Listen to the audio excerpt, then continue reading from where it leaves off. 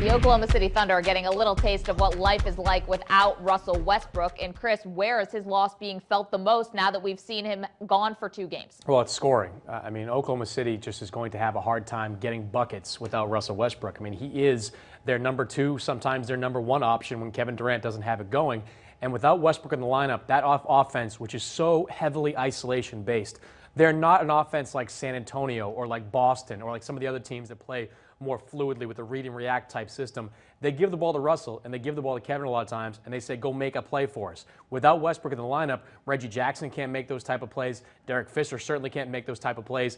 And though Kevin Martin is a good scorer and has been a good scorer his whole career, he's not the same type of scorer that Russell Westbrook is. So this series with Houston, they're probably going to wind up getting through it. But when they get to that next round, that's where they're going to have problems. One of the differences I notice is the lack of fast break production now that Westbrook is out of the lineup. The team has only had 15 fast break points in the last 2 games. They used to average over 15 per game. Is slowing it down a good game plan for Scott Brooks? No, because Oklahoma City likes to play up-tempo. They've got a good running big in Serge Ibaka. Obviously, Russell can run. Kevin Martin can run. Thabo Sefolosha, he can run as well. They want to get up and down the floor. Now, Reggie Jackson can do that. He is a guy that's built to play somewhat up-tempo, but he's only in his 2nd year. He doesn't have the same type of confidence in finishing that Russell Westbrook does, and he certainly doesn't have the ability to pull up on a dime and knock down the jump shot or get to the basket and draw fouls that Westbrook does.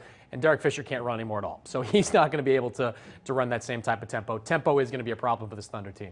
Most people had kind of penciled in the Thunder to make it all the way to the NBA Finals. Now without Westbrook, is that in jeopardy? It's not only in jeopardy, I think it's not possible to happen. Really? I don't think the Thunder can get past the 2nd round, not against the Clippers or the Grizzlies. I think both teams are going to be better than Oklahoma City. They play the Clippers. All of a sudden, you have Chris Paul in that scenario just dominating the series, where that would have been almost played to a standstill if you're a fan of Westbrook and you know what he can do. Westbrook-Paul would have been a good matchup. Now, without him in the lineup, I think the Clippers would run wild on them. And the Thunder would have had problems with Memphis as it is. Remember, 2 years ago, they went 7 games with them with the conference semifinals. They're a tough team physically on the inside. Without Westbrook in the lineup, they're just not going to be able to get by either one of those 2 teams, in my opinion. Is it showing how much the Thunder were relying on role players to step up and really contribute in big spots? They rely on role players, but every team relies on role players to some degree. And when you lose a big star, if San Antonio lost Duncan, if the Clippers lost Paul, they would be out of the series too. Like, this team they're going to have a lot of heart. And Kevin Durant is going to average some otherworldly numbers in the 2nd round because he's going to shoot probably 30, 35 times per game.